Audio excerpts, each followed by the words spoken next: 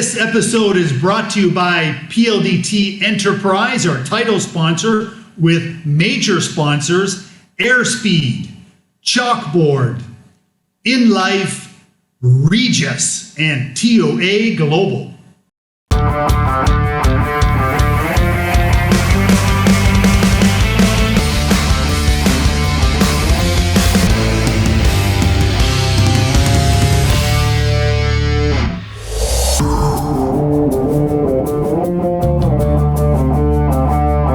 Welcome to Asia BPM Forum 2022, the BPO Shared Services event.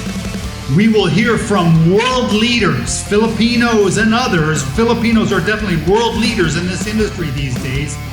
And let's hear what the future holds. There's both opportunities and threats. The biggest threat right now, and the biggest since its founding 20 years ago, is the government's requirement. April 1, 1 million workers will be pushed back to physical offices, and if they don't, companies lose their PESA benefits and many other incentives as well. So will it mean the end of the industry? It probably won't, but will it mean a downsizing of the industry? This is what everyone fears. There's dozens of other countries that want these jobs, and they are giving benefits, incentives galore to get them. Philippines seem to be making it easier for them to do that. So hopefully that's not the case, but let's hear from these people and let's hear what is ahead. Asia BPM Forum 2022, let's go. And to start off the event, we have a good choice, in my opinion, is Mitch Lockson. His formal title these days is First Vice President, Head of Enterprise International and Carrier Groups. He seems to keep getting promotions at PLDT, but really well known, in my view, for the work he did really establishing the Business Process Association of the Philippines years ago, and was really a dynamic force in getting the industry going and where it is today. So yeah, good guy and a good start to the event. Please welcome Mitch Lockson of PLDT. Glad to see you again, Mitch. Really good. Nice to see you again, Richard. Again, thank you so much for the kind introduction and for the kind invitation actually today to speak again. It's always a pleasure actually to speak here in the Asia CEO Forum. So today, Richard and everyone in attendees, I would like to deliver my message differently, without any presentation materials, for a change, right? But the summary story bringing us back when it all started. Like a little bit of history, right?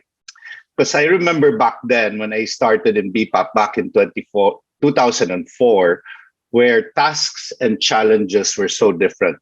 It was like selling the country, selling the Filipino people, to hosting investors when they come into the country, making sure the ease of doing business was seamless. And of course, creating job fairs in the countryside, attracting more BPO employees to work, right? So this allowed us to grow anywhere from 15 to 18% annually, if I remember correctly, at least for the next 10 years. And everything back then was just focused on people, and their skills, right? Where we work particularly well with various national government agencies like DepEd, or the Department of Education, CHED, and TESDA.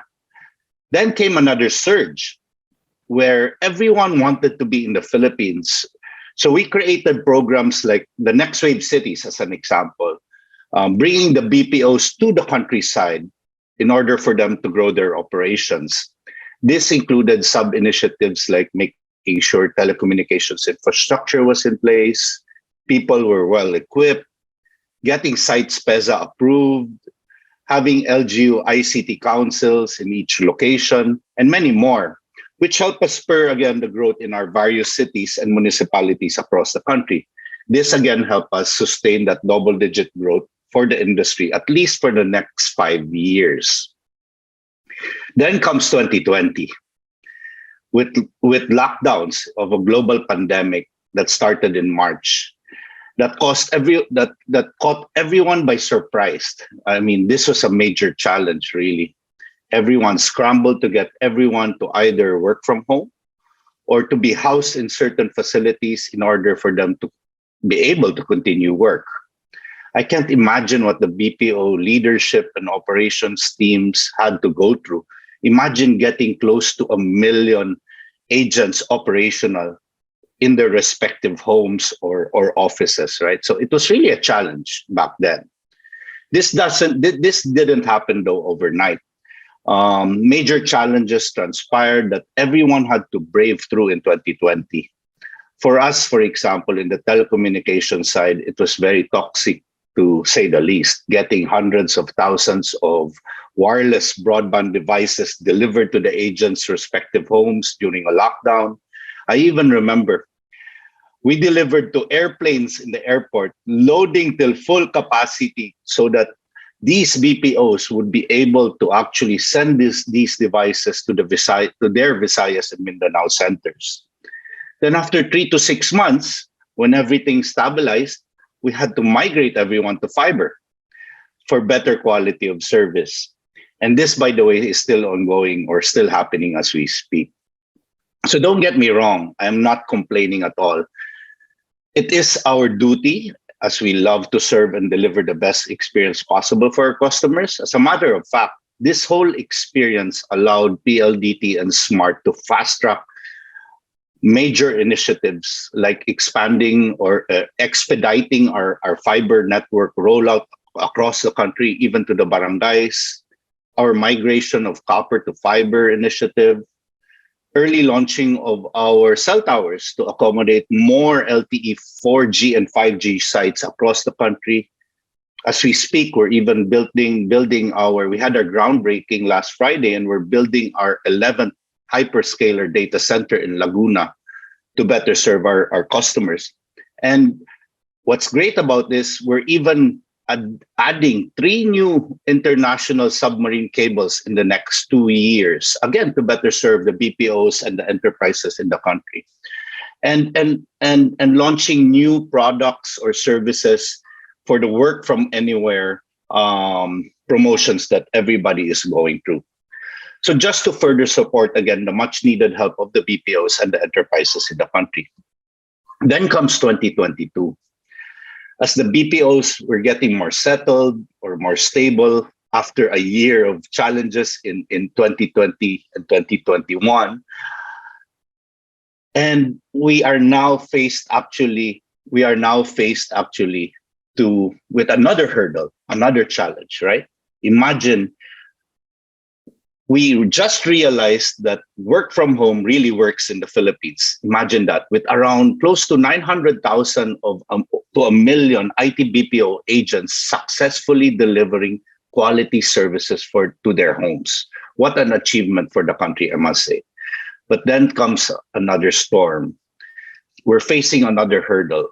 With the recent mandate of 100% return to office or return to work by April 1, 2022, or lose their PESA incentives, added with a new CREATE law to start charging VAT.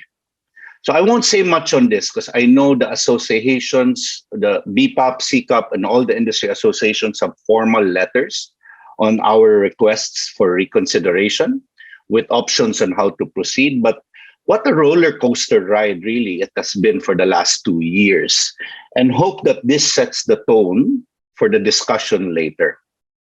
So in ending, I would just like really to say that to cap my story, I'd just really like to say thank you, especially to our good friend, DTI Secretary Mon Lopez, PESA Director General Plaza, who have been defending our cause for the industry.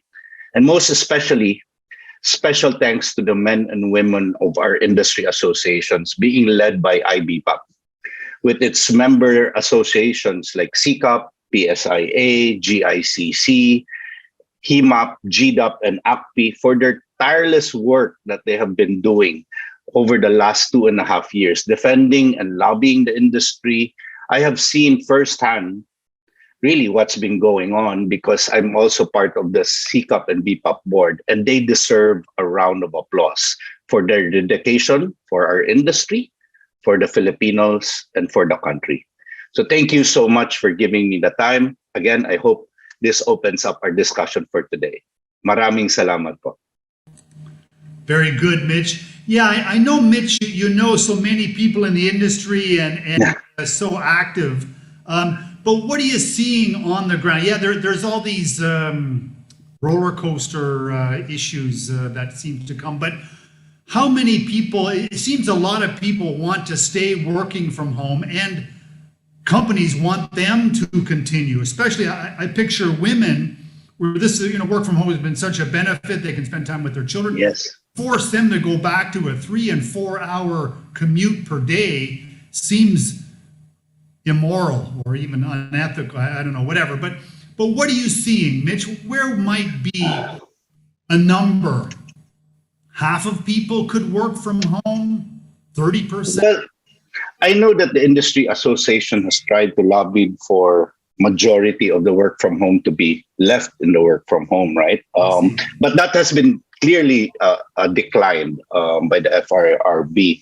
And we have provided options on the percentages. I was hoping really that they would agree to a 60-40, wherein we could have 60%. It goes both ways: 60% work from home, 40 in the office. Or if that doesn't work, then maybe 40% could continue to work from home. Because this is going to cause a lot of challenges, really, Richard. We're going to see major attrition rates go fly high because it becomes there's even this terminology that they use in the US, that there's this great resignation wherein people are now more demanding. It's either you hire me or retain me while I work at home, or I'll find a job that will allow me to do so. Yeah. So that's happening, I believe, in the Philippines, and it's going to be a very big risk. It's not only attrition rate, we're going to lose our competitiveness because other countries have adopted work from home. It's going to cause of a lot of issues for our BPOs in the country, and it's quite scary, really. So we're hoping that the request for reconsideration gets approved and we come to an amicable agreement with the government. And I played golf yesterday with a longtime friend, and he mentioned, there's a lot of focus on other industries, but it seems like the national government hasn't really given enough thought on the last man standing, as you call it, really, the BPO industry, to give more attention here because it's still growing despite the pandemic. Yeah, Mitch, there's dozens of countries who want these jobs and are doing a lot to promote themselves and special incentives and so forth. And it seems could be moving in the wrong direction here. Anyway, it is scary. But it is. On the future, Mitch, I know I heard you were in Laguna or Santa Rosa, which is south of the city, for people who don't know, opening a new data center a couple of days ago, and you're doing this on a regular basis, I guess. But What is all this? I know that this is part of the future, hyperscaling.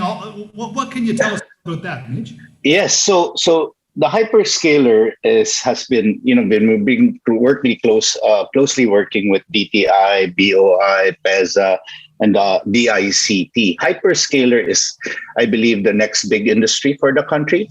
The hyperscalers basically are what we used to call the OTTs, the over-the-top players. These are the large companies that provide content. They provide social media, games, etc. Right? Cloud operations. So basically, what's happening is there is a very huge demand for the Philippines to have hyperscale type of data centers set up in the country, so that basically, especially for the Philippines, which is now strategically located and becoming a regional transit hub for Asia, because of the geopolitical issues in Hong Kong or Singapore getting maxed out. So a lot of these OTT or hyperscalers are looking now at the Philippines, not just to serve the Filipino people, to give them better quality service, but also as a regional transit hub to go to Asia.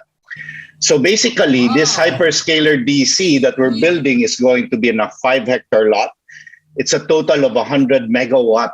Imagine 100 megawatt data center, but we're going to initially build 35 megawatts. And this is going to serve the demand of Facebook, Amazon, Google, Microsoft, Alibaba, you name it. Fantastic. Yes. Wow. So it's going to provide more jobs for the country. It's going to provide more opportunities for the Filipinos and the rest of Asia as well. Okay, Mitch. Well, we'd like to have more information about that. Maybe we'll have you back again, Mitch. That's great stuff. Okay. Well, Mitch, really, really nice to see you. So glad you're doing well. And actually, you look all right, too. Your workload is kind of running you down, but you look good. Thank you. And that was Mitch Lockson, our friend from PLDT. Really glad to see him. Thank you again, Richard.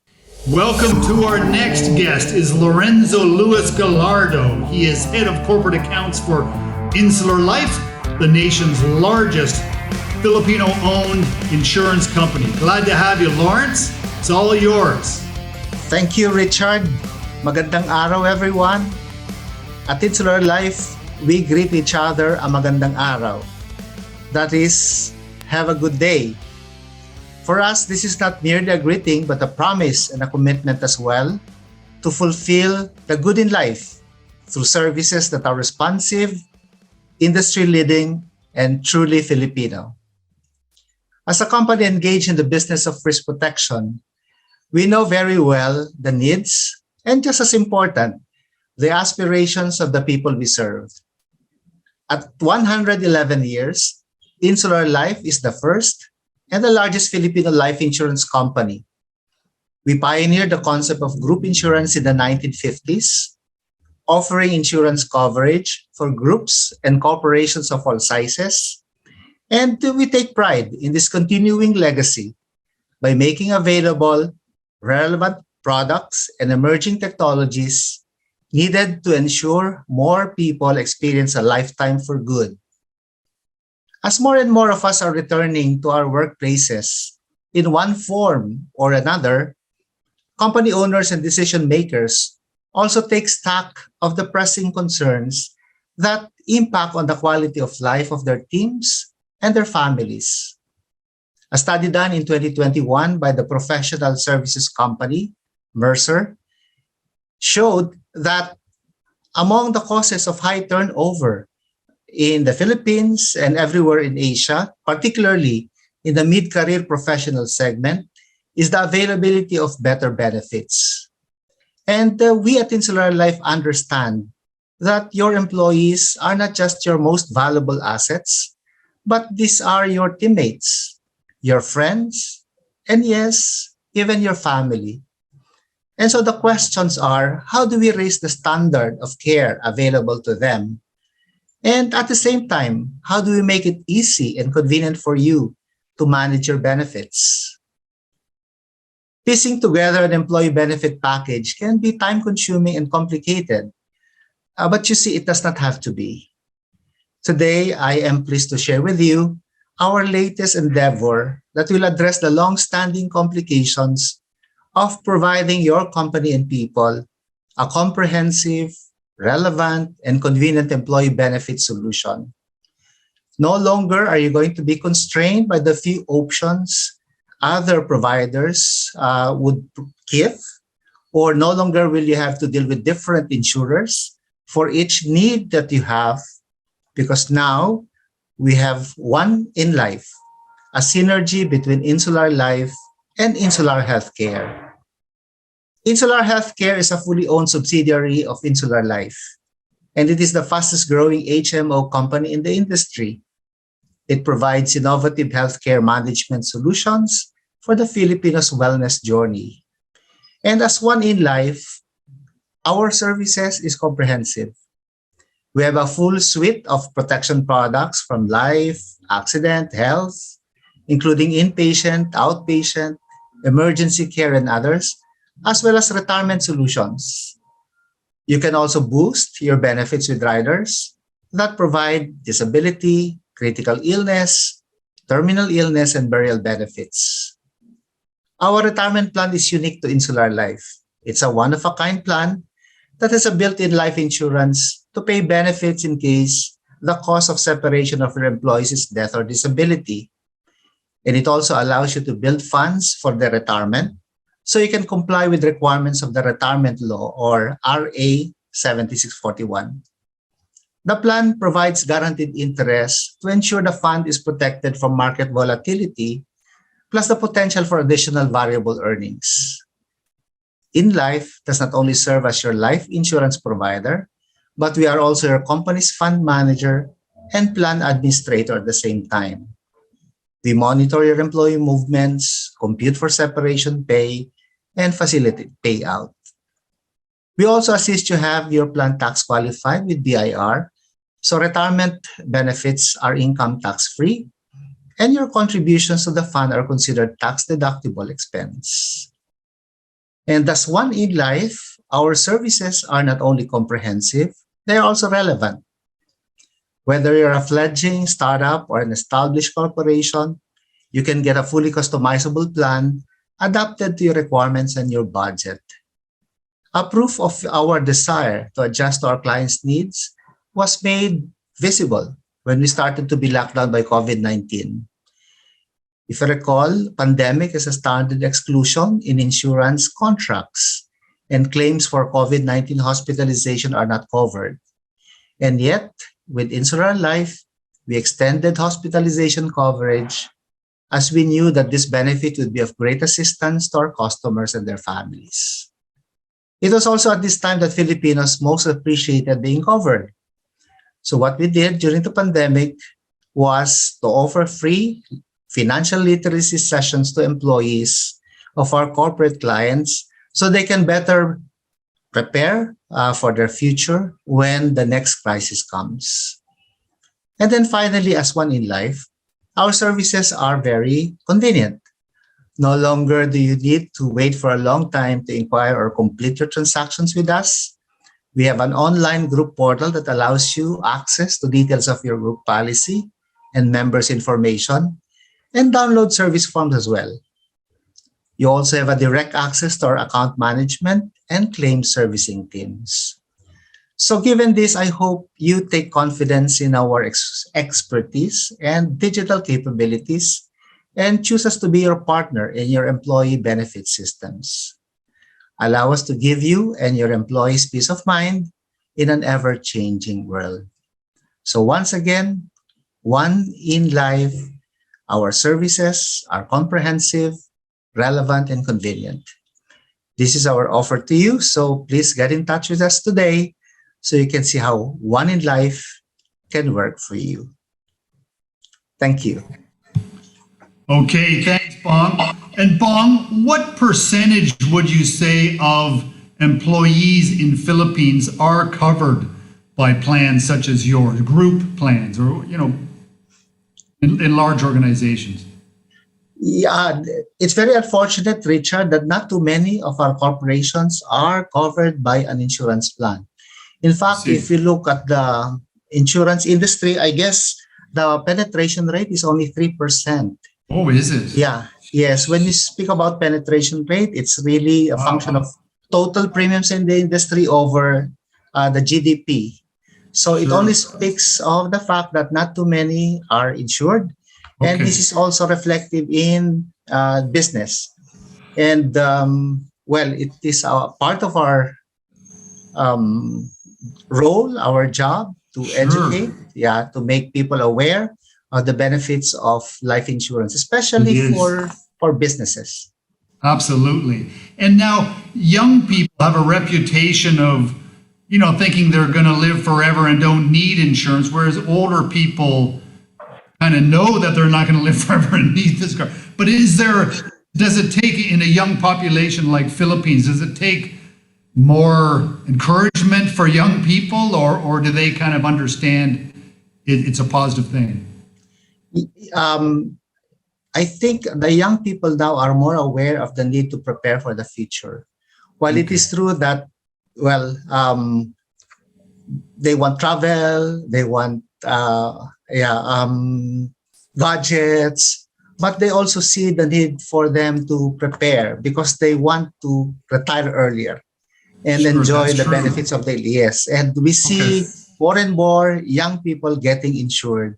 And not only that, Richard, we also see our agency force uh, young people who would like to be financial counselors as well. I So when see. you have young agents, I guess they are more in a position also to convince young individuals to consider life insurance as one of their Correct. And they would know the investments. right way to appeal to young people. So yeah, Right, very right. good, Huang. All right. Well, thank you very much. And let's see how many people get involved with this, because it is a real differentiator and something that really does put people in peace of mind. Thank you again. You're welcome, Richard. Our next guest is a good friend of mine, Romel Regino. His official title is Head of Global Operations and Sales for Inspiro, but I know him as a real pioneer in this industry. Years ago, when there was a company called Cx who did fantastic early work in the Philippines, he was a key part of a huge growth from all the numbers I looked up. They grew from 400 people to 9,000 people over a short period of time, and really were a magnet for other companies who saw what success Sykes had, and it really inspired the industry to grow quickly. And so now Romel runs, a large sprawling group. Really, it is a global operations team that he overseas and relationships with major clients all throughout the world. So a really, good guy to have with us today. So please welcome Romel Regino, Head of Global Operations and Sales for Inspiro. Nice to see you again, Romel. Thank you so much, Richard. Really very pleased to join you in this year's Asia BPM Forum. As we all experienced in the last 2 years, global BPM industry has witnessed a tremendous disruption. As a result, we embrace massive changes in many areas of our business across technology, people, and processes. In today's event, I will talk about 3 of the most significant trends accelerating digital transformation, strengthening CX resiliency, and of course, my personal favorite, improving the employee experience. Based on a recent IDC report, the global spending on digital transformation in 2025 will be more than double the amount allocated in 2020. The customer experience function is expected to get a large share of these investments. Now let's step back and ask ourselves, what fuels an exceptional customer experience? In Inspiro, we believe that a positive agent experience translates to an exceptional customer experience. We've seen clients invest in technology to improve customer experience. Shouldn't that be the same for our CX agents? It's a simple equation. Happy agents equals happy customers. Our work at home solution, Inspiro at Home, has allowed us to effectively sustain operations by providing our agents the means to work in the safety of their homes and with a work environment, albeit virtual, that enables them to perform at their best as they do on site. In fact, at the height of our lockdowns, we were able to bring our work from home operations to 70% in the Philippines and 100% in the United States. Our learning simulators under our newly launched offering, Simulate by Inspiro, have been instrumental in providing our near hires with the knowledge and skills they need to excel.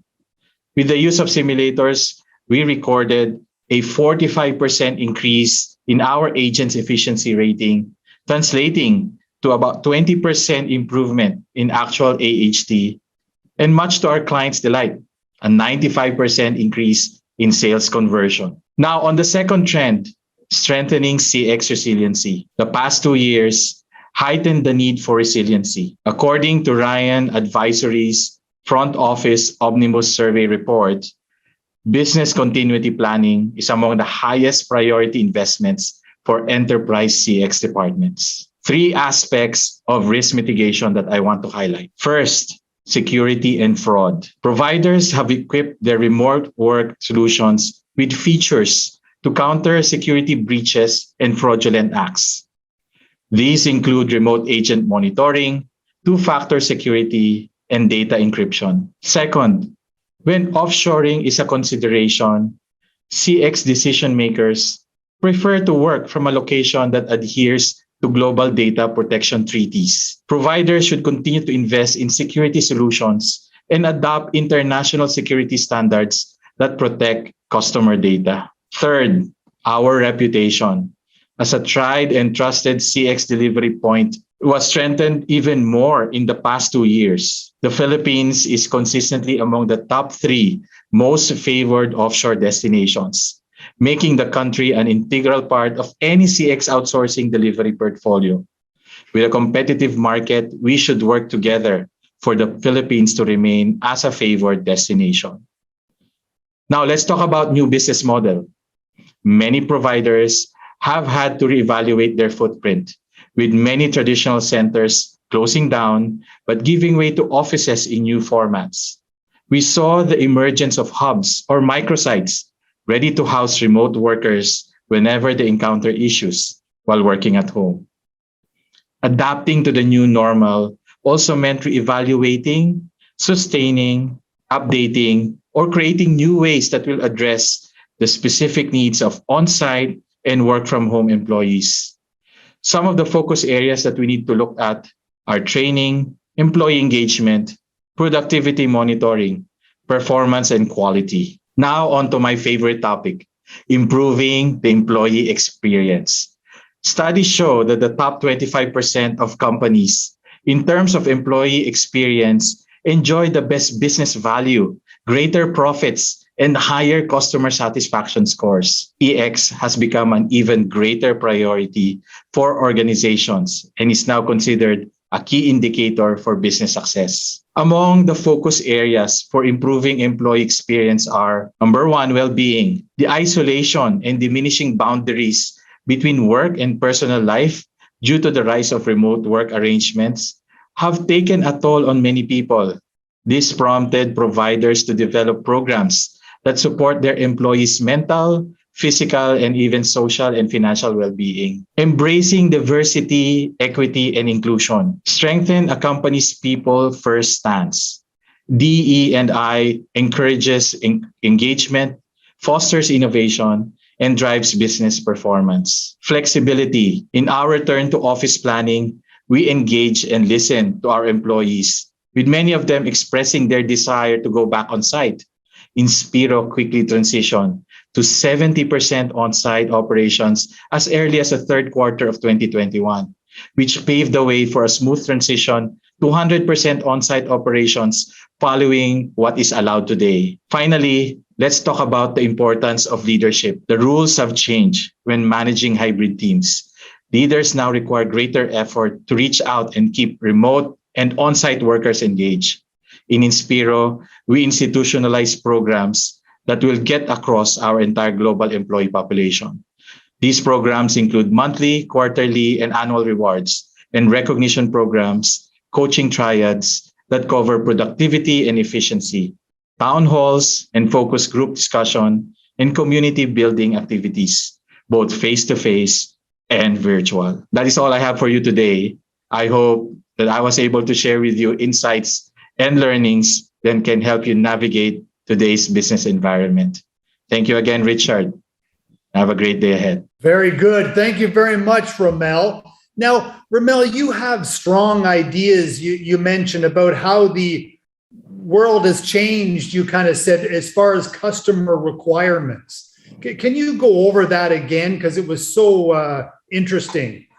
Yes. A lot of the dynamics now when it comes to requirements around security, around customer experience, we saw a lot of changing behavior and increasing value around protection of data privacy. Because of work from home, this has become a greater concern more than anything else. Before, when it was still brick and mortar, Richard, we have very close borders to manage these security and privacy. But now with all these microsites, the little offices across the community, we need to extend. And that was probably the biggest challenge we have to address. And happy to report that, I think not just our organization, but the Philippines in general have been very strong in ensuring that there's no compromise when it comes to security while delivering customer experience. Yeah, okay. And now for people, women with children, for instance, the industry is maturing and has a lot of, older, not old like me, but I mean older and old enough to have children. And they may not want to go back to the 3 or 4 hour daily commute, as I think many men would say the same thing too. But yes. Are you receiving pushback for, what are you hearing from your employees and all of that, Ramel? What's your view of the future? Sure. It was quite interesting for Inspiro, Richard, because as I shared, we have a majority of our people now, including myself, back on site, third quarter of last year. Okay. And people were quite excited. In fact, they realized how they missed the on-site setup because of the face-to-face interaction, of course, following safety protocols and what is prescribed by law. Of course, we will definitely are committed to maintain our work from home setup. Many of our clients have now written this in many of our agreements because it's very important that there is good business continuity as well.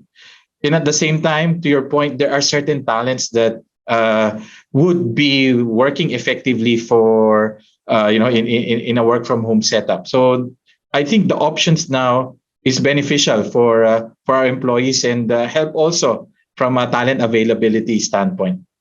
I see. Okay. And now, Ramel, your organization was acquired by a large global company. I think Mitsui, you said, which is one of the world's largest investment organizations. And you yourself, you've become quite a global mover shaker. I mean, it's really neat to see, how you've developed personally, and many others too. But flying around the world, bossing people around, it's really inspiring to watch. I can tell you. Now, do you think other international companies will? I mean, it's exciting. It seems. Buying companies in Philippines and then growing them globally. So is this a trend, do you think, or is this just a one-off thing with your group, Ramel? I think there will probably be still high integration, I would say, with competition in the industry. We were just talking about 2 big organizations that have recently been merged.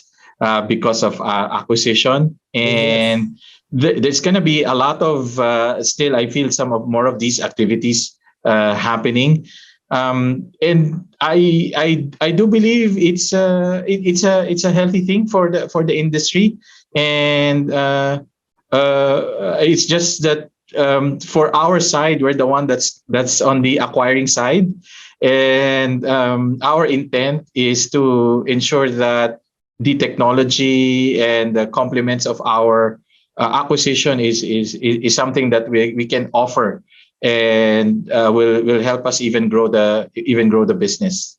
Absolutely, and I think growing Filipinos' global careers as well. Yes. Where taking the good news of BPO to other countries so they can also develop just like Philippines has. Yeah, and so. Right.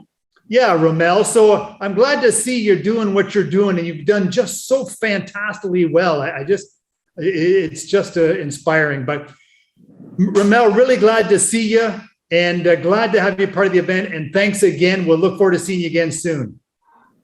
My pleasure, Richard. Really appreciate it. We welcome our next guest is Nick Sinclair, coming to us from Australia with TOA Global. And this is a fellow who says he really loves accountants, and it seems Filipinos.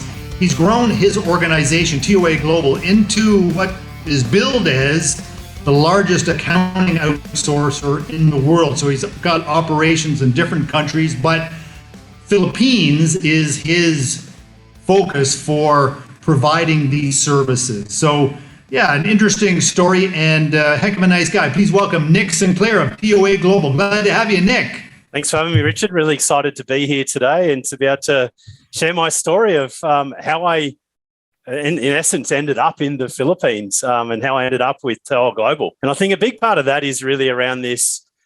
I ran an accounting firm. I had all the problems that a typical accounting firm in Australia has. We lack capacity. We can't find good talent. We can't scale quick enough. And I happened to be in the Philippines. And this is one of my, I suppose, moving moments in my life for a entrepreneurs organization. I was on the board and we had our global leadership retreat there. And I was lucky enough to be able to come over, do my training, but also see really what the Philippines had to offer in opposed to having a back office and this huge amount of talent that was there. And, you know, it was probably on that trip that it completely changed the way that I looked at my business. And we went back to Australia and we then started to employ a Philippines team, start to grow out that back office. And friends in the industry started to see what we were doing. And they asked me, look, do you have any spare desks? We don't want to go and set up like you did, but can we put some people into your back office for your accounting and financial planning firm? And I call it my young and dumb, or others call it entrepreneurial moment, where I kept saying yes. And after a quick 3 months, we had 90 team members. And then we went to 200 team members. Then we went to 400 team members, and 800, 1,600. And we're a bit over 2,700 today and growing quickly every month. And I think for me, the big thing that I love is the competency and the passion of the accountants in the Philippines. We see that they are just so much more effective than our local accountants. And a lot of people that, you know, we operate in 5 countries outside the Philippines. And a lot of people say, look, how are they better than Australian accountants? And we just say, look, they just love what they do and they love working and they love growing. And I think that our success has largely been due to their success. We wouldn't be successful if they weren't being successful for the accounting firms that they work for. And we work from small firms, you know, 1 or 2 man bands in America or New Zealand or Australia or Canada, right up to, you know, top 20 firms in America that are significant businesses. And the thing that I really love is just that's, I suppose, how my journey to the Philippines, how I even got over there. I was just running a local Australian firm, but, you know, it turned into something a lot more than what it is. And we call ourselves the accounting people. We are very focused on helping accounting firms to be able to build global resources, to be able to really give back. And ultimately, this is my why. My parents, when I was younger, lost everything. They went bankrupt through some bad business decisions, which they probably weren't given the advice that they really needed. And for me, it was around, I never wanted anyone to have to go through what they got through. And that was my reason for wanting to get into accounting and financial planning, to give that advice. But I realized pretty quickly when I started to grow what is now called TOA Global, that I could have a bigger impact, because if I can impact the accounting firms globally and give them the capacity to now have better conversations with their clients, who are the small business communities, ultimately I would be able to have a global impact. And that was really the driver for me, was around how do we help the small businesses, because they drive the local communities. They are the ones that make the impact. And that was really how and why we drove, and a big part of our vision and mission with TOA and our group of companies now, to really make a bigger impact. And, you know, my wife is Filipino, so I'm lucky enough to be very involved in the country and understand the culture deeply. And, you know, we're launching a foundation this year specifically in the Philippines to help with education for the underprivileged, but more importantly, to try and up the skills. And that's one thing that, you know, over the years, we're now close to 9 years into that journey. We've seen how competent, capable and brilliant accountants are in the Philippines, and we want to really amplify that on the global stage. And we want to also help that through our training business, which is called AB2 Institute. We've launched that in the Philippines this year to help accountants get international qualifications like the American CPA, the Australian CPA, the American CMA. We're one of only 2 training providers in the Philippines that do that. And it's about trying to amplify the skill set that these amazing Filipinos have, that some people across the world just don't know about. And for us, we know that the impact that can make, I mean, we employ a lot of our team members are the main breadwinners for their families. So we know that the impact that they have, and we want to continue to do that and amplify how wonderful the Philippines is and has been for us, but more importantly, our clients. A lot of our clients pre-COVID, I know that in the last couple of years we haven't been able to, but for many years we've had over 20% of our clients, hundreds of our clients, traveling to the Philippines to see the Philippines for what it is, to see their teams, to be able to train face-to-face, because they just see this as an extension to their business. They just see that they now operate with another office in another country. And I think that's the exciting things. Equally, we had over 20% of our staff on a normal year traveling to America or Australia for training.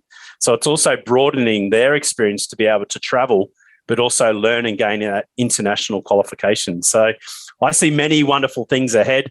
We're running what we call the TOA WOW, which is the new way of work. We see it as three key real areas: people, places, and platforms. The places for us is really around, we're a big believer in human connectivity. We're the human performance and that connection of humans. So we're a big believer in the offices will not die. Offices are where we connect. They're where we learn and where we grow. But the big thing for us is building an office environment. We're spread across Cebu, Manila, and Clark, across 5 offices. But we want to extend to what we call a hub and spoke network, which is where we're able to have our team member only have to travel within 15 to 20 minutes to get to work. So we're extending our branch network because we truly believe that in office and that connectivity is the way for speed to success and speed to competency. The people part is all around, and I think the best thing about the last 2 years is the companies are now more focused on their greatest asset, which is their people. And that's the part that I'm ultimately the most passionate about.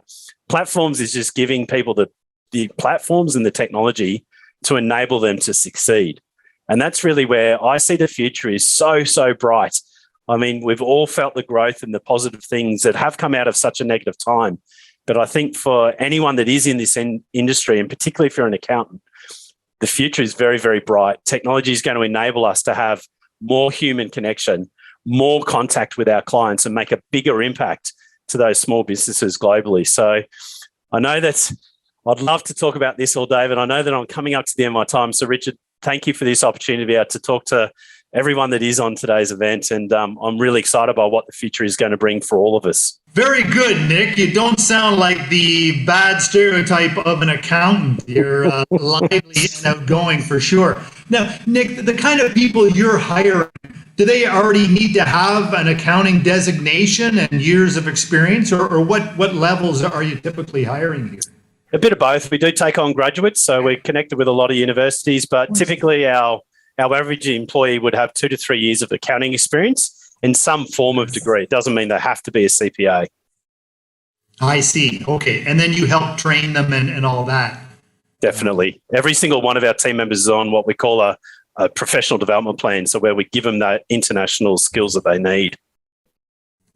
Excellent. Wow. And on the client side, where do you see, I know you mentioned offices in the different countries, Australia, US, Canada.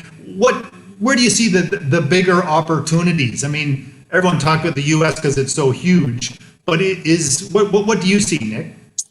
I mean, if you compare the American accounting market against Australia, it's 5 times larger. So that's why the opportunity is so big. But in Australia, for example, there's 20,000 accounting firms. In the UK, there's 25,000. I mean, Canada, your hometown, has got over 30,000 accounting firms. So we don't need a huge amount to be able to grow significantly and be a significant employer. There's plenty of them out there. Yeah. So Nick, you should have a big opportunity then. So I'm sure you sit down and you have these dreams in your head and so forth, because you're an accountant, you're supposed to do financial planning. How big do you see your business getting? I mean, this seems like it could be a big opportunity, couldn't it? Yeah, look, our BHAG is to get to 20,000 accountants in the Philippines. So that's definitely the 10-year vision. After that, I think we could have a lot more. So yeah, there's plenty of growth opportunity. Interesting. Wow, that would be exciting. And again, on the accounting firm size, I had no idea there was that many accounting firms. do you see bigger opportunity with SME firms or with the big firms? Oh, look, to be honest, it's probably both. I mean, the average accounting firm has 20 employees locally. They have 3 to 4 partners. To the large ones are, 5 to 10,000 team members. So the larger ones are obviously, they come with greater ability to grow, but they also come with a lot more bureaucracy and challenges that come with it. So, what I call our bread and butter is, the small to medium size accounting firm, but we do deal with all sizes. Okay, interesting. And, everyone asks everybody COVID questions, and Nick, so I hope you don't mind, but has it changed, the acceptance of your business and how you operate here? What has changed, you think? I think it definitely, particularly in America, but even in Australia, there were a lot of traditional accountants that didn't quite understand this. Team member doesn't have to sit in my office. I can have team members anywhere in the globe, anywhere in the world. So I think for us, it's been an accelerator is probably the biggest one for us. It's accelerated the ability to employ someone that's not in your own state or town or country in a positive way. It definitely has accelerated it. Yeah, so it seems like you could be in for a really big ride over the next 5, or you mentioned 10 years, but I thought, a lot's going to happen in the next 5 years, Nick. So, so I hope you can focus on it. I know you are focused on it, but Philippines seems like a good bet for you. So, and the Filipino wife really, that's a big asset for you. And Nick, one other question. Are you just going to focus on accounting firms, or would accounting departments within companies also be something you might consider, or is that privileged knowledge at this point? Look, we do deal with some, not as many. I mean, our traditional focus is the accounting firms, but we do have a fair few accounting departments that start with us and start building a global team, and then they continue to expand it across all areas of their business. So, the traditional accounting department's probably the one that's the easiest to break apart and fix, because a lot of them are not run as effectively as they could be. I see. Okay, well, Nick, that is a fantastic story. And I just predict you're going to do fantastically well. So we want to have you back again in the future at different phases of your thing. So, so thanks again. That was Nick Sinclair of TOA Global. Thank you, Nick. Thanks, Richard. Thanks for the opportunity. And now our next guest, and kind of a highlight of this show today, is Ivek Mueko. She is Managing Director for Optum Global Solutions. And this is healthcare, one of the key segments that really is leading in Philippines. And Philippines has distinguished itself as certainly a global leader in this segment. And Ivek's operation at Optum, this is certainly by far the largest and most significant operation of this. Ivek is busy. She has 20,000 people employed in Philippines and also responsible for growing operations in Colombia, Puerto Rico, and probably others. I first saw Ivek in action when she was many years with the Convergys organization. She previously ran the country's largest private sector employer, a gargantuan and very high quality operation. So a special guest, please welcome Ivek Mueko of Optum Global Solutions. So glad to have you, Ivek. Hello, everyone. Thank you for having me here, Richard. First off, thank you for the opportunity to address my fellow members in the industry and some other industries in the Philippines. As you know, healthcare has been seen as rapidly evolving industry, with the recent pandemic putting even more emphasis on the importance of keeping up with these changes. Allow me to share what's been happening from our global IT BPM industry. There were changes brought about by the pandemic, altered client needs and demands. It modified prevailing work models and accelerated digital transformation. The industry has been very resilient, despite these changes and adversities, estimating to have delivered a growth of headcount between 7 to 8% and revenues by 8 to 13% in 2021, where your biggest contributors were the IT sector, creatives, and then healthcare. What's driving the accelerated growth in this sector?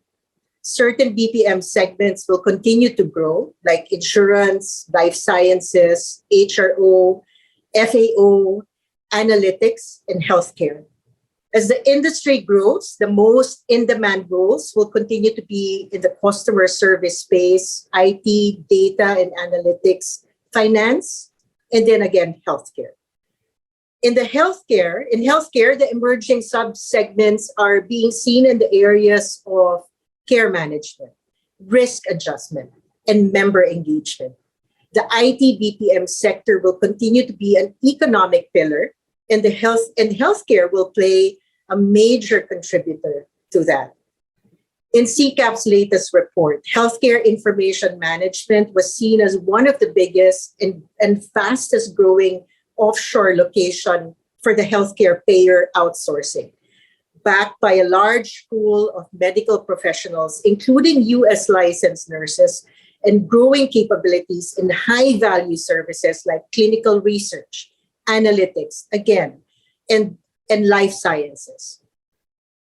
Innovations in technology, new trends in illness and treatment, the exponential growth of healthcare data and research, constantly shifting patient and healthcare provider demographics, changing policies, industry policies. We need to keep up with all of these if we want to continue to deliver excellent healthcare services.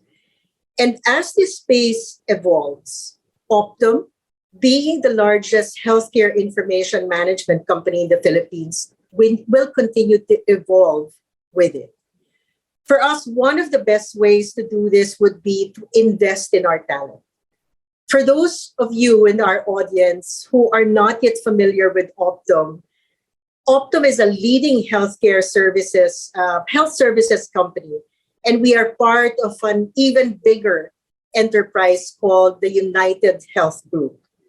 United Health Group has consistently been part of the Fortune 500 list. Last year, we were ranked as part of the top 5, together with the names of Walmart, Amazon, Apple, and CVS. Here in the Philippines, we have grown from 52 employees in 2011 to 19,000 and approaching 20,000 strong workforce in 2021, spread across 4 sites in the country. We're in Taguig City, Quezon City, Alabang, and Cebu. Our capabilities and services include business processing, clinical, and technology services. Optum, in the healthcare ecosystem, is the line that connects everything together. We make sure that transactions and interactions between member and medical care providers go very smoothly. From patients inquiring about their benefits to getting treatments approved to post-care critical care services, we are with them on their journey from illness to wellness. So when you look at this spectrum of services that is provided by Optum, and at the back of that is Optum Global Solutions, it becomes super critical insofar as talent is concerned, right? We're not just looking we're not looking into basic customer care type transactions. I think we're beyond that now. The call types are more complex. And then on the clinical side of the house, we hire doctors and Philippine licensed nurses and US licensed nurses, as well as more really highly complex medical coding practitioners. And again, this is why Optum puts emphasis in upskilling and building capability for its talent. Our people, like all of us, realize that and continue to believe that people are our competitive advantage. We have multiple initiatives in place to ensure that they don't feel like they just have a job here, but a fulfilling career. And as we're putting people first at the center of everything we do, that is how we make an impact, whether it is with the people we serve or the people we work side by side every day. At Optum, we have an expansive wealth of learning content that is constantly updated so that we can be kept abreast with the advances in the industry. The USRN Academy, as an example, is an online self-paced training program for Optum nurses. It enables them to transition from Philippine licensed nurses to a US licensed nurse in a short span of 26 weeks. On their own, this is time consuming and not to mention an expensive endeavor. With the help of Optum, they're able to achieve this at no cost and schedule it accordingly based on their availability. To date, we have upskilled 400 Philippine licensed nurses to become US licensed nurses. Another talent initiative that we have is the virtual reality enabled learning program that allows employees to have immersive experiences to practice decision-making skills in high-risk clinical environments. It employs cutting-edge learning technology that allows us to continue strengthening and building in the domain knowledge of our nurses while doing it all from the comfort of their homes. Experiential and interactive, it provides our nurses with hands-on experience in diagnosing and prescribing treatments, resulting in more accurate patient care decisions and collaboration with a multidisciplinary teams. We invest in technology like VR-enabled training to make the learning experience dynamic and stimulating for our employees. Finally, I am also proud to share our RN Ready Plus program. RN Ready Plus is a corporate social responsibility project of Optum that partners with various academic and medical institutions where we will be providing nursing students and working nurses with online and on-demand courses to help with their career development. This training program is offered for free. For those enrolled in the program, it leverages advanced technology for learning, including digital content, virtual reality, and you can stream the content anywhere you are in the Philippines. Optum's first partner for this program is the Angeles University Foundation in Pampanga. We are excited to give back to the country, to our community, and we are looking forward to partnering with those schools and medical institutions to bring this program to those who need it the most. The Filipino talent has always excelled on the global stage, and we will tirelessly work to keep them shining. Because our people, our key differentiator, we are committed to pouring our best resources into continuously training and upskilling them, thus preparing them for the future. Thank you very much. That is fantastic, Ivik. And now, Ivik, you've worked in many countries. I know in the past you spent a lot of time in China, India, the U.S., America. Are there other countries where for healthcare are as strong as it is in Philippines? Philippines seems like it's got a good group of people, nurses, doctors, and so forth. Are there others that can compare in your what you've seen, Ivan? Maybe not at scale, but surely they're catching up. Puerto Rico may not be a different country, right? Insofar as the Philippines is concerned, insofar as the U.S. is concerned, but it is, we're there. They have the talent. Also, there's a cost differential between the U.S. and Puerto Rico. We've also just set up our Colombia operations. Yes. From the get-go, they're performing really well. They don't have the breadth and depth of the services that the Philippines has right now from a healthcare perspective. But, there's a lot of support from government. The talent is there. It's just really a question of exposing them to the work. But, we're very, I personally am very optimistic with how we're growing Colombia in the healthcare space, right? I think Colombia is a market by, Bogota, you go to Medellin, they have a growing BPO market, but I think we're one of the first in terms of establishing, healthcare services, and so far as the BPO segment is concerned. Absolutely, and one of the first also to really develop, global senior leaders like you. I got to say, Ivik, it's nice to hear Filipinos going around the world, bossing people around and opening operations. So that's very impressive. Now, we keep hearing that healthcare is this growing segment of offshoring and these kinds of things, and it is extremely exciting. Is that a bit melodramatic, do you think, or is the opportunity ahead as strong as that?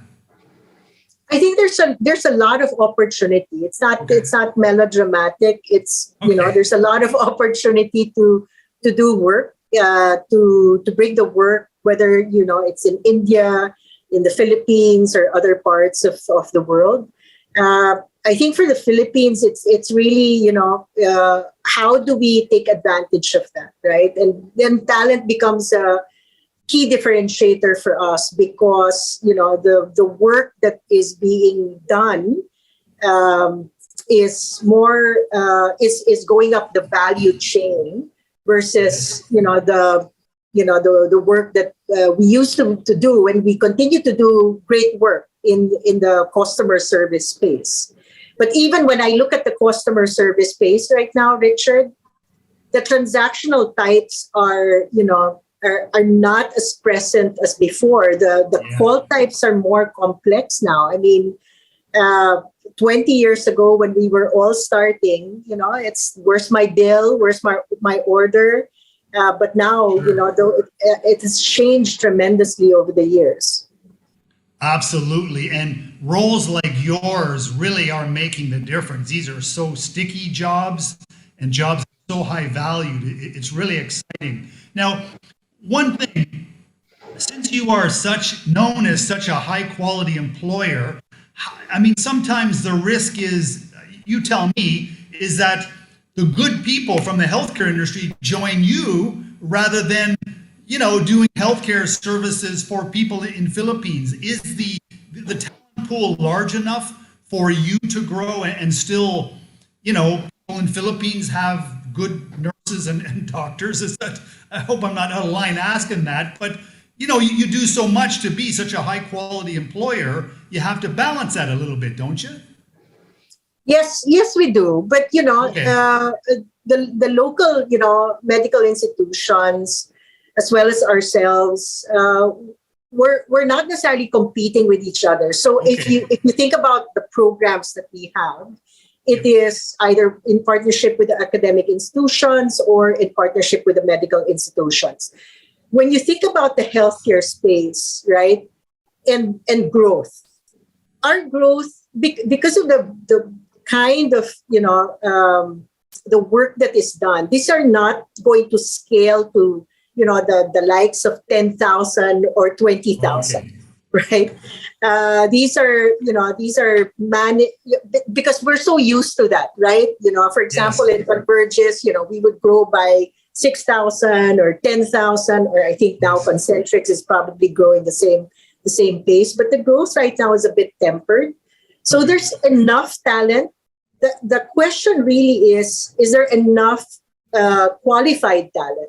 So upskilling is necessary. So there's a lot of partnership that's going on. And our main competitor really is, people leaving the country to look for, to look for jobs. Mostly in the US when you think about the nurses. And I applaud them for that. So we need to expand the talent market. We need to make sure that, the graduates from the nursing academies or nursing schools are able to find jobs, whether they want to stay in the Philippines or go to the US. So we're not necessarily competing. Yes, that's true. And you are, like you said, upskilling a lot. But yeah, I was wondering about your US qualified nurses, whether they would, some would leave, and I guess some will, but I guess that is an acceptable opportunity for both sides. Ivik, thank you so much. I know you are so busy with your global operations, but it was so important to have you here to talk about this, because we really respect the work you've done at Convergys in the past and now with Optum. When I first heard that you were going to leave Optum, I thought, oh, thank goodness, now that industry is in good hands. So thank you again, Ivik Moeko. Really, really nice to have you with us. Thank you very much, Richard. Our last and kind of a highlight of the event speaker is Jack Madrid, the president and CEO of IBPAP, otherwise known as the IT and Business Process Association of the Philippines, the nation's representative of the BPO shared services sector. Jack has a background that is, he's done work across Southeast Asia and Canada and started businesses, worked for businesses, MTV, Dell, all kinds of diverse organizations. And so it is a really good thing, I think, to have him now running IBPAP. So I can hardly wait to hear and see all that's going to happen over the next few years with Jack running things. So please welcome Jack Madrid of IBPAP, the CEO. Glad to have you, Jack. Thank you very much, Richard, for the kind introduction. I am pleased to be speaking about the road ahead for the IT BPM industry in the Philippines.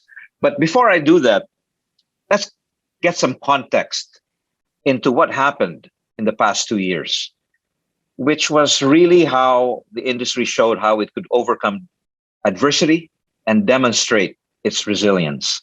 Since the pandemic began 2 years ago, our sector faced unprecedented disruption that not only exposed vulnerabilities in our business continuity plans, but also changed client needs and demands. It had modified our prevailing work models, and it further accelerated the pace of digital transformation. However, despite these hurdles, the industry continued to demonstrate unrelenting agility, leadership, and resilience.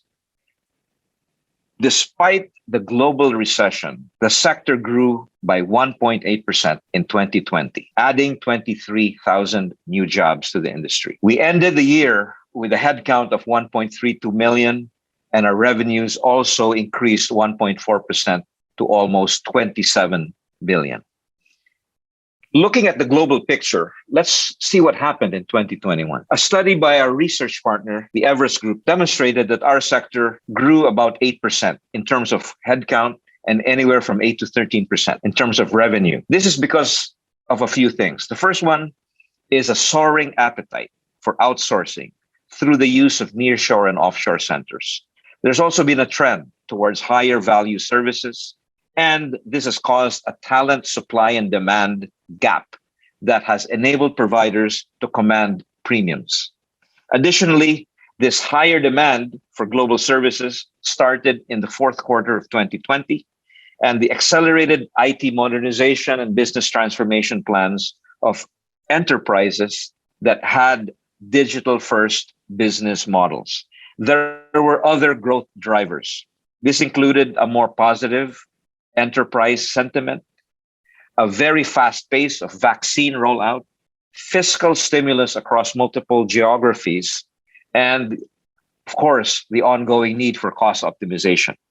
With this trend, though, we have identified several opportunity areas. These include IT-oriented and complex services. I'm talking about cloud and data center, finance and accounting, and IT applications maintenance, and some emerging BPM subsegments, including insurance and health, BPO and HR outsourcing. Let's take a look at the local picture. What happened in the Philippines in 2021? The country's GDP climbed 5.6%, a significant improvement from the year before. We also saw that as the global growth trend that I talked about earlier, our sector in the Philippines will follow a very similar trajectory and will grow also by 8% in terms of headcount and as high as 12% in terms of revenue. A key factor that's helped our portfolio of services has been in the creatives, the healthcare, and IT. So clearly,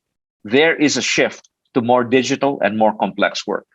We are also seeing our sector continue to create jobs for more Filipinos. In January through to October 2021, there were 80,000 job openings. That's 30% higher than the full year of 2020. And on the real estate front, we are the biggest user of property space, eating up 254,000 square meters. And this is not just in Metro Manila and the core cities, but this is a countrywide development, including Davao, Iloilo, Laguna, Pampanga, and of course, Clark. So other real estate companies are equally optimistic about how the industry will continue to drive office space in the coming year. Now, all of this sounds very optimistic and positive, but these accomplishments could not have been achieved without our support with our partners in government. I am talking about PEZA, I'm talking about the Department of Trade, the Board of Investments, Department of Labor, DICT, NEDA, and last but not least, the IATF. The IT BPM sector has been identified as an essential industry very early on and received concessions that allowed us to mobilize both cargo and personnel. Now, as the enabling organization of IT BPM in the Philippines, my association continues to have extensive discussions with different policymakers to make sure our voice is heard. And this include, first and foremost, the extension of work from home arrangements. We are in an ongoing dialogue to give us a longer runway for a smooth transition towards what we hope will be a hybrid work environment. So, sustaining our industry's collaborative efforts with the government will remain critical to ensure that public policies are put in place to create a safe and supportive business environment. This will include dialogues on how the hybrid work model can be executed for the long term. There is absolutely no question that our sector can achieve greater heights as a pillar of the Philippine economy through a stronger partnership with government. Let's now talk about the trends for 2022 and beyond. All the experts I've spoken to are equally bullish about growth. They are seeing clients continuing to increase their leverage of nearshore and offshore locations for growth this year. This is on account of several trends. First one is digital. The second one is talent. The third one is a change in operating and working models. Now, we will need to take advantage of these trends to grow our industry, but this does not come without some challenges. And the challenges are the following. Talent misalignment. There is a gap between talent demand and supply. We've all heard about the Great Resignation. People want to shift, but an industry attrition continues to be high, putting pressure on salaries. But moving forward, we are at a very critical point in our history where the Philippines is poised to supply as much talent as possible to fill in the demand that we expect to keep coming in the years ahead. So in summary, I think this year is going to be very exciting. We will publish the Roadmap 2028, serving as the blueprint for our industry, outlining our priorities in digitization, talent policy shaping, infrastructure, and country branding. We will look forward to working with the government, the next administration, to forge ahead for a very bright future and chapter for the Philippine IT BPM industry. Thank you. Very good. Thank you, Jack. And maybe, Jack, can I ask you a couple questions? I mean, I've been hearing that some people, are saying that, well, the BPO shared services industry is at risk because their jobs are going to be automated and these kinds of things. Is there any truth to any of that? I thought it should be expanding for the future, Jack. The Philippines has, thanks to the hard work of the 1.4 million Filipino employees in the industry, is firmly on the world map for our sector, joining India. And I think we have shown our versatility across multiple talent skills. I am not worried about this talk of, AI and automation replacing us. The Filipino talent is world famous. And I think, despite the fast pace of technology, I think the human touch, listening and communication, and empathy is very much and will continue to be valued by customers all over the world. So not too worried about that. In fact, data suggests that this demand for global services will only grow in the years ahead. Yeah, especially as we move up the market, so to speak, Jack. The future really does look exciting. Jack, on this hybrid work environment thing, I mean, a lot of people who are, especially you could say women with children, but many people don't want to go back to the 3 or 4 hour commute every day and would rather continue working from home. Is that going to be encouraged by, I assume it's encouraged by the industry, but will the government go along with this? I know there's some talk about PESA requirements and so forth, but what are you hearing on that, Jack? We are in the midst of figuring this out. Okay. It is a major issue. All right. After 2 years of working from home, everyone, has their own optimal balance of what they think it should be. Now, so do employers. So do customers of those employers. Yes. So everyone will have their number. There is no magic number here, but it is clear to me that we are not going back 100% on site. I think we got to find that balance, and we need enlightened legislation from the government to help shape that future, because the future work is already here. It's happening.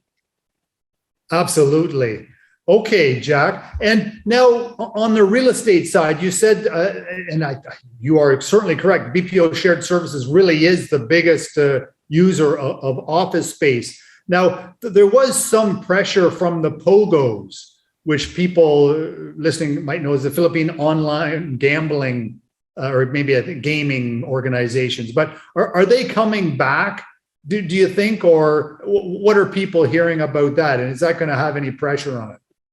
Well, that's a separate industry from ours, but from our vantage point, they used to be a very big user of space.